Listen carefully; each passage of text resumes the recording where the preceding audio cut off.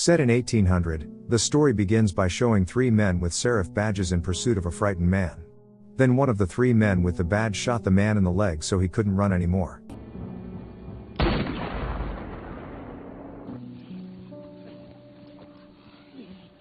Then we will be introduced to these three men, namely there is Stillwell, a Mexican man who is proficient in tracking traces, then there is the temperamental Dugan, and lastly there is Ketchum, the man who had shot earlier, and the only sadistic man in the group. It could be seen when she trampled on the man, even dragging using a rope that tied to his neck. It was known that the three of them were actually hunting for something that this man had taken, and once Ketchum had managed to get the information, he approached the man very casually and coldly. Even though the man begged for his life, Ketchum still killed him by strangling his neck.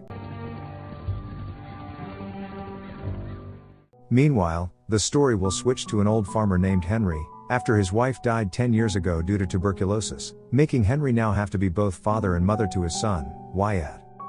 The grave of his late wife looks well maintained, a sign that Henry was a good man and loved his wife with all his heart.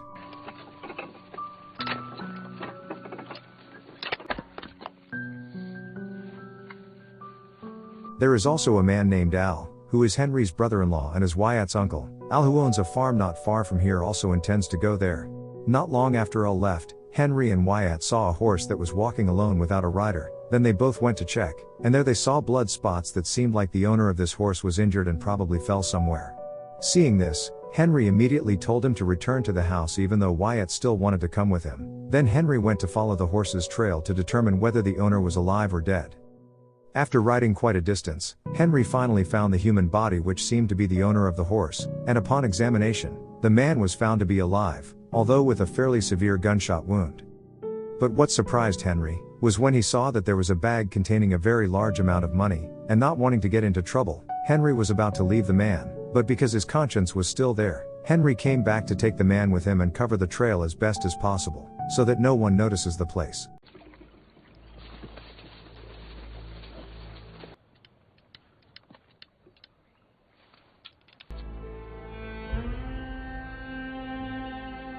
When he arrived at Henry's house, he immediately asked for Wyatt's help to treat this injured man.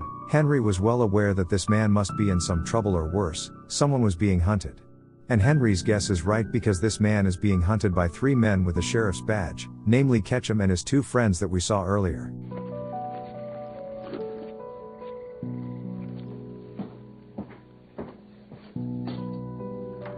The next day, because the man did not wake up, Henry tied his hands to the bed in case when he woke up this man could act aggressively which could endanger his son. Then Henry planned to return to where this man was found, and Wyatt was asked to stay here guarding the man.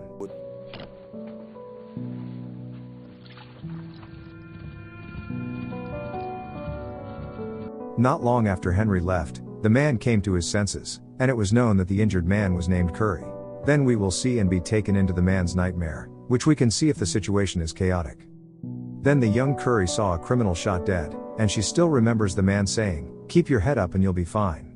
Meanwhile, when Henry arrived at the place where Curry was found, he saw that there were three men who were Ketchum and his two colleagues, which apparently they managed to track down where Curry had fled. Then it is at this point that we will begin to be shown how well trained and different Henry is from an ordinary farmer, who is secretly Henry crawling among the reeds to observe what Ketchum and his two friends are talking about. As a reliable tracker, Stillwell would have known that this place had been visited by Curry, and he was very amazed by what the person who had covered this trail had done, because according to him this person was not a random person, because in terms of his neatness and thoroughness it was clear that an ordinary person would not have thought of going this far to cover his tracks. Yes, I'm right. You weren't alone. That's when they heard something from behind the reeds, until slowly the three of them approached the point, but when they arrived, they didn't see anyone there except a crawling trail and they only realized that someone had been watching.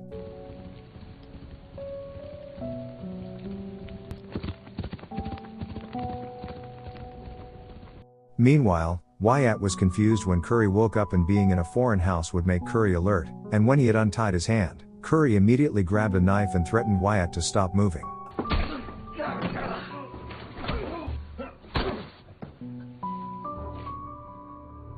Upon awakening, Curry was now tied to a chair, and then Henry heated a knife to stab into his gunshot wound with the aim of extracting the straightener lodged in his shoulder.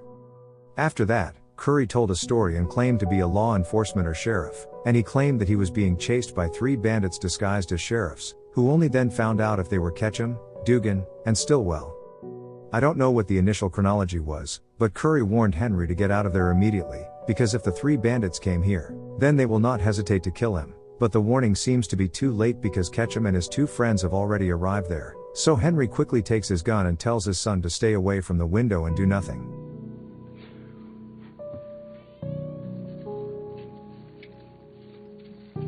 For the first time, Ketchum and his 2 companions were finally able to meet face to face with an old farmer who was neither too tall nor too big. Then, unlike usual, Ketchum looked more polite and instead invited the old farmer to talk first. Ketchum politely asks about someone who has Curry-like features, saying that Curry is a criminal who has stolen some money, and that the 3 of them are law enforcement officers who are doing their job to catch Curry.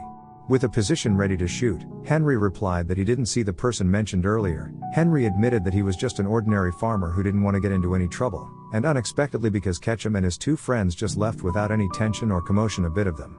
Well then, I'll thank you for your help.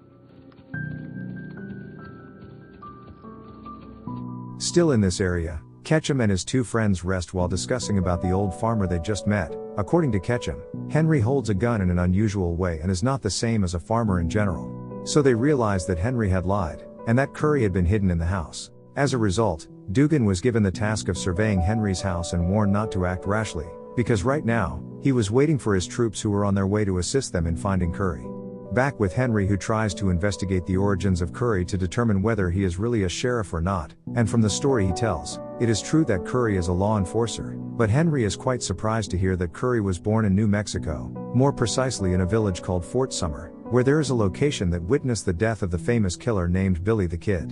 And what's interesting is, Curry has been a living witness to the death of Billy the Kid, which is the nightmare we saw earlier, is a flash from his past when he saw directly with his own eyes. If Billy the Kid's was shot in the chest and that's what happened, the end of the history of Billy the Kid's the most famous bandit cowboy in Western America.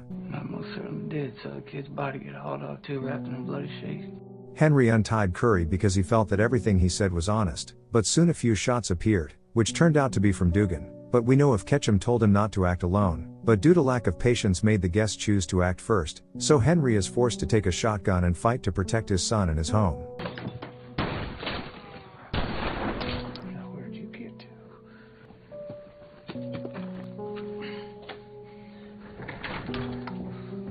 As an ordinary old farmer, Henry seemed very calm in facing this danger as if he was used to being in this kind of situation. He shot under the house just as Dugan was crawling in there. Out of fear, Dugan finally came out and was caught by Henry, and without he was reluctant to kill Dugan.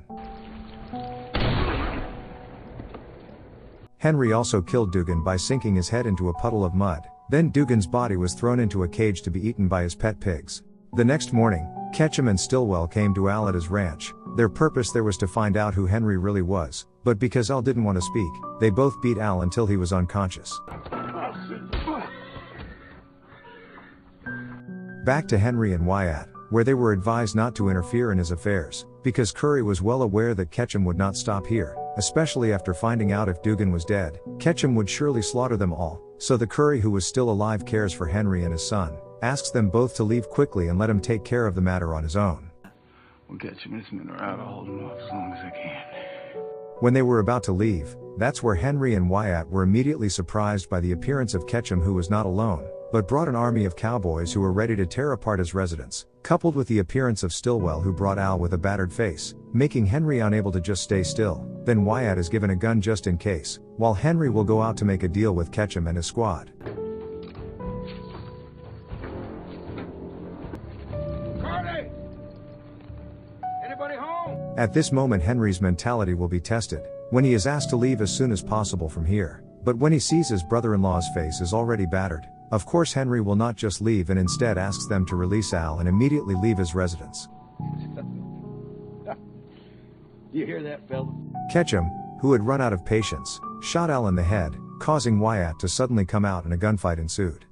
When Henry entered the house, he said something to his son, to hold your head up and you'll be fine.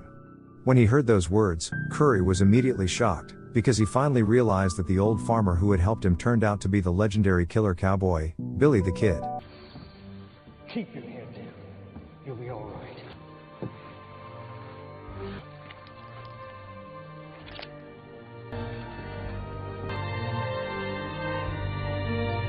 Henry casually came out with his hands up, and suddenly, Henry finally proves who he really is. He shows that he can cock a weapon in 0.2 seconds, so that some of the troops can be disabled and only a few of them are still alive. And just like John Wick, Henry is not only proficient in using firearms, but Henry can also use a knife to slaughter them all. With a clever strategy, he kills the remaining troops one by one using only a knife and an axe.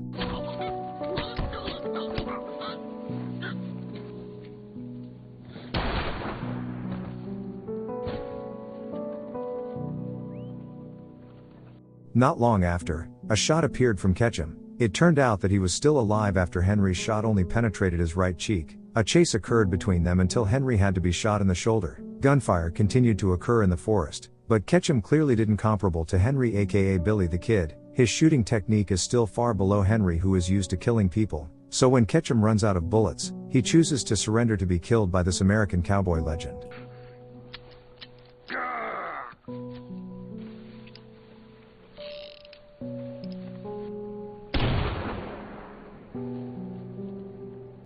After everything was finished, Henry went back home, and luckily Wyatt was still fine along with Curry, who was also still able to survive. When Wyatt was told to fetch water, meanwhile Henry was trying to treat the Curry, but accidentally he saw a sign, the scar on Curry's left arm.